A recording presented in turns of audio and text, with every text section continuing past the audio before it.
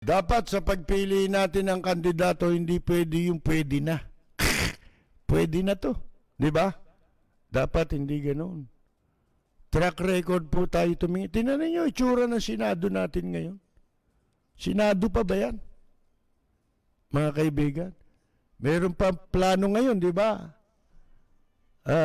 Supreme Court, tanggalin na yung na-appoint sa nakarang administrasyon. Anong klaseng ano yan? Kabaliwan yan. Kabaliwan na yan. Nababaliw na sa power. Sa kapangyarihan, mga kaibigan. Hindi na lasing. Baliw. Mga baliw. Si Jose Kulangot, Este Calida, mga kaibigan. Mukhang kulangot, di ba? Jose Kulangot, OSG. Dapat sa iyo, OMG. Ha? Oh my gosh. Station. Sipin mo, si Kulangot, labas daw ang salin ni Kwan, ni Justice Leonen. Paano? Para kakasuhan, patatanggal nila. Ba't di mo palalabas mo pala salin? Di lahat ng justice sabihin mo, labas nyo lahat yung salin nyo. Namimili eh. Di ba? Pagkakampi nila, hindi pwede yung salin. Pwedeng hindi ilabas. Pag hindi nila kakampi, hindi nila kapanalig, hindi susunod sa katarantaduhan nila, kailangan maglabas ng salin. Ha? Anak ka ng pu. Anak ka ng pu. Anak ka ng pu. Anak ka ng pu. Ano po nakikita nyo sa akin sa harap ng camera, yung ginang makikita nyo sa akin sa pang-araw-araw na buhay. Talaga pong gumagamit ako ng salitang gago, tanga, inutil, tarantado!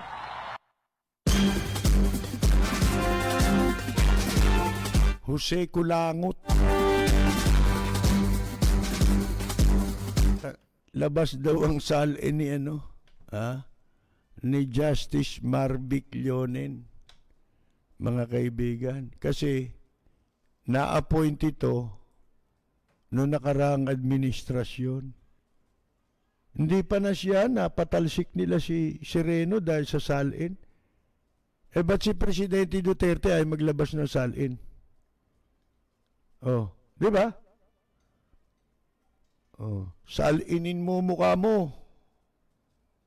Ha? Mga kaibigan, di ba? Ay, sinasabi natin, si Kowaran to. Gusto nito, laging Kowaran to eh. Ha?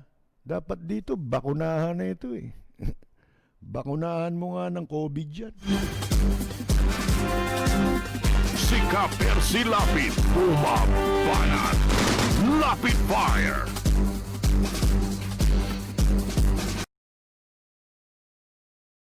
Sa 2022, sa palagay ninyo, sino pagpipilian ninyong kandidato? Kung ang utak natin may dilawan, may ganito, may ganito. Sabi ko nga, ang pagpili ng mamumuno sa gobyerno, dapat hindi sa partido. Isang tabi mo kung anong partido siya. Dahil pagka namamartido ka, hindi ka nga makakapili ng tamang kandidato. Kasi tinitignan mo yung partido eh. Di ba? Hanggang doon na lang ba tayo sa partido? Hindi ba pwede na ang pipiliin nating mga maluklok sa pwesto, yung pong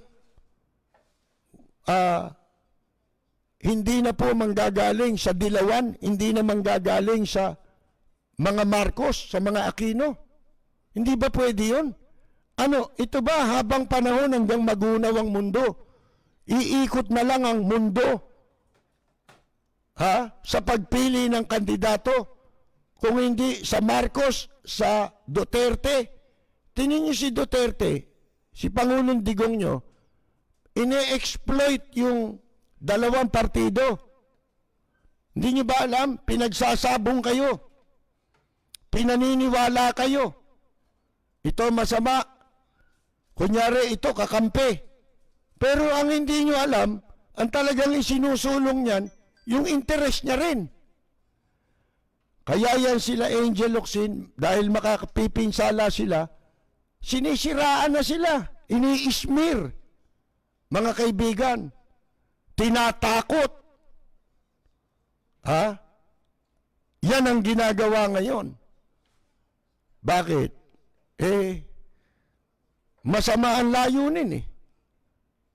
Tapos yung masamang layunin, binibihisan ng kunyari ay mabuting hangarin. Hindi ba? Talagang pagpili ng dapat nating iboto, wala namang iba kung hindi yung yung ibatay natin sa sa anong tawag nito? Track record. Kung ano ang track record ng dapat nating iboto, mga kaibigan. Yun doon tayo dapat mag-concentrate. Kaya pagka hindi tayo nagbase ron, yun at yun din ang mangyayari sa atin. Pagka ang naupo, dilawan na naman, makikinabang na naman, dilawan din. Pagka nakaupo na sila at nakikinabang na yung dilawan, masama lahat ulit yung iba. Hindi ba pwedeng maging united ang Pilipino pagdating sa pagpili ng iboboto? Hindi ba tayo pwedeng matuto? Napipili tayo kung ano yung makabubuti sa lahat? Hindi na matatapos yan eh. Kailan natin tutuldukan? Yung issue ng Marcos, yung issue ng Aquino, nagiging ipokrito kayong lahat na ganun ang paniwala. Kunyari, galit kayo sa magnanakaw, galit kayo kay Marcos, pero bakit hindi kayo galit kay Erap? Yun ang masama eh. Pagkagalit ka sa pagnanakaw, kay sino yung magnanakaw na yan? Dapat galit ka dyan. Hindi ba? Kasi kalaban yan ng interes ng mga mamamayan. Hindi yung pwedeng mamimili ka ng paborito mong magnanakaw. Di ba? Pagka paborito mo yung magnanakaw, okay sa'yo. Kahit magnakaw. Kalimutan natin yan. Ano ka, dilawang ka eh, kasi pinagtatanggol mo si Vice President Leni Robredo. Ba, hindi si Leni Robredo pinagtatanggol ko. Yung tama, yung katotohanan ang pinagtatanggol ko. Bakit? Hindi ba ang katotohanan siya nakaupong Vice President? Masama bang sabihin na siya ang duly constituted, duly elected Vice President? Siya yung pinroklama eh. Hindi ba? Di siya yung Vice President, bakit mo sasabihin si Bongbong ang Presidente? Kung si Bongbong yung Vice President ngayon, at ganyan din ang ginagawa sa kanya, ganun din ang sasabihin ko. Sapagkat nandoon tayo sa kung ano yung tama. Sabi ko nga, yung tama, talagang tama yun. Kahit kailan tama yun. Yung mali, kahit kailan mali yun. Bakit?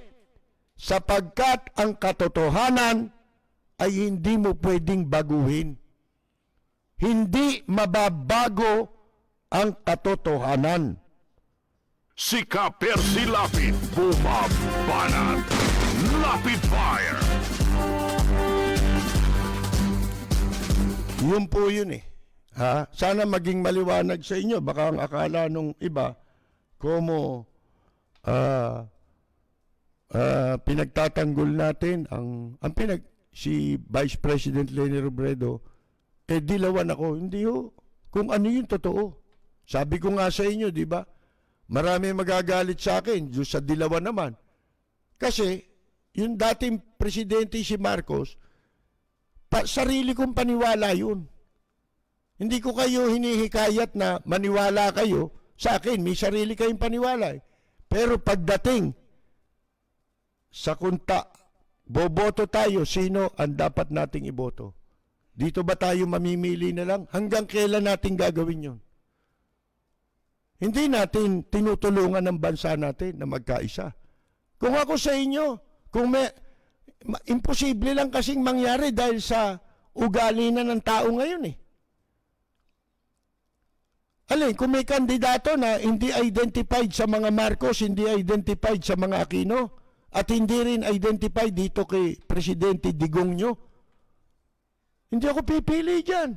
Kung meron lamang. At sana meron. At kung meron man may kakayahan ba yun? Hindi rin iboboto eh.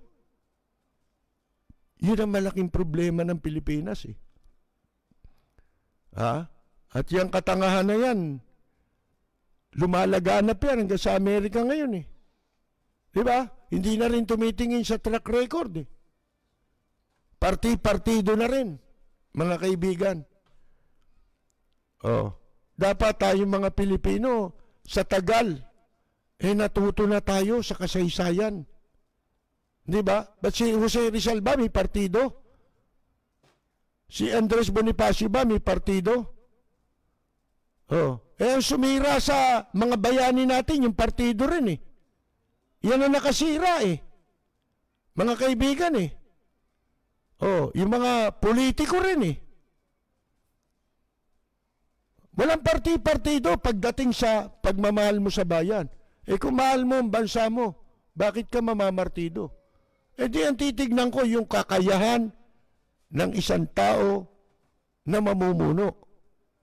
Dapat ang mamumuno ay hindi divisive.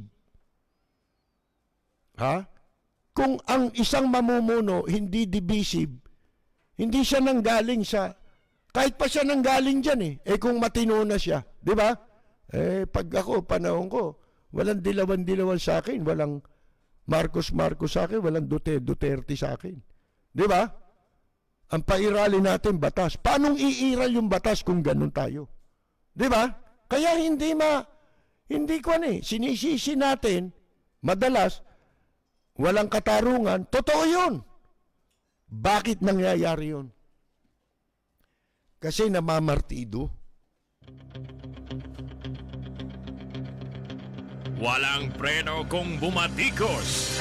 Malalim at makatwirang komentaryo. Mag-ingat ang mga politikong gumagawa ng kalokohan at baka kayo ay tamaan ng Rapid Fire! Ang dapat natin pa ring pairalin bilang basihan ng ating pagpili ay yung kakayahan. Lalo na napakahirap ng humanap ngayon ng mga taong kamukha nila Justice Carpio na meron pong pagmamalasakit, pagmamahal sa bansa natin. Kung mahal mo ang bansa mo, mahal mo mamamayan mo. Paano mong paniniwalaan tong administrasyong ito? Mga kaibigan, di ba? Lahat ng katrayduran ginawa sa sambayan ng Pilipino. Turo nyo nga sa mga kababayan natin na naninirahan sa Amerika. Ituro nyo sa kanila kung saan sila pwede magpagawa ng Chinese passport para makauwi dito. Di ba? Kasi yung Chinese passport, walang requirement. Pasok ka lang.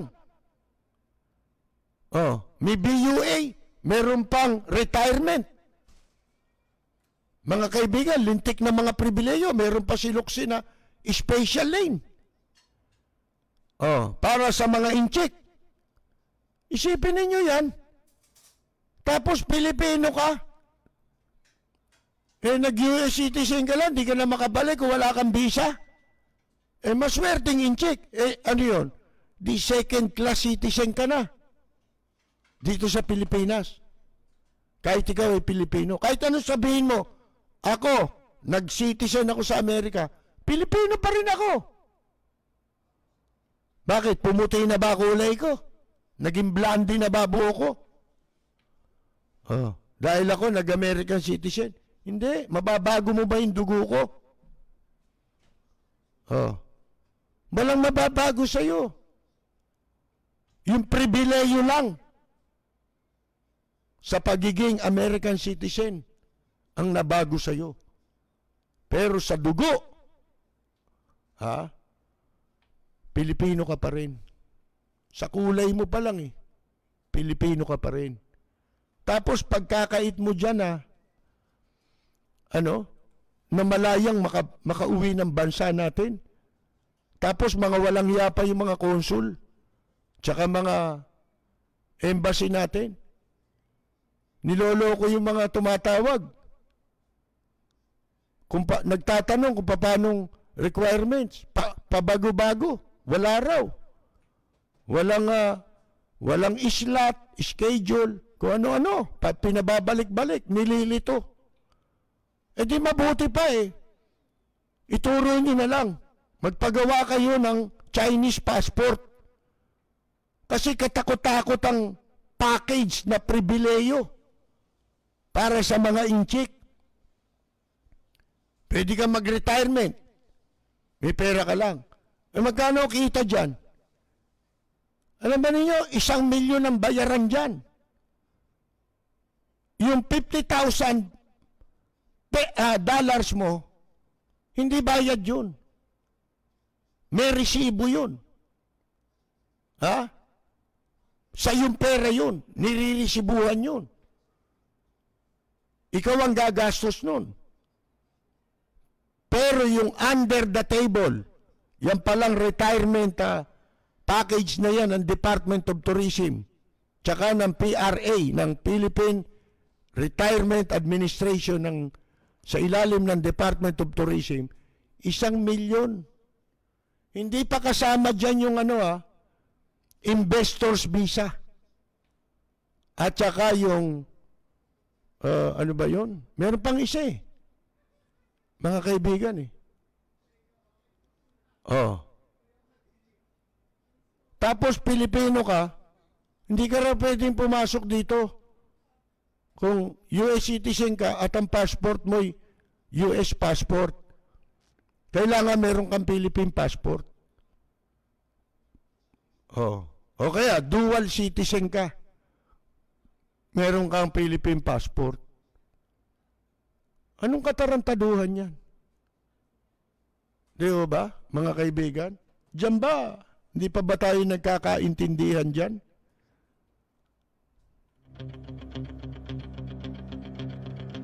Walang preno kung bumatikos.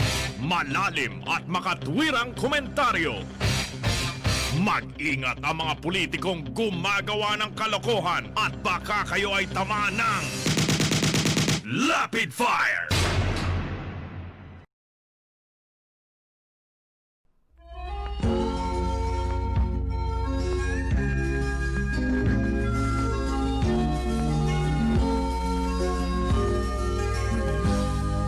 Sa bayan ko ay isa ang hinahiling. Dito'y wala ang pagkukunwari. Hindi padagay, sadyang kilala sa daigdig. May pagkakaisa sa bawat nais. Magandang yumaga, Commissioner Ray Leonardo Guerrero. Hindi nga ba't anong sarap mabuhay ng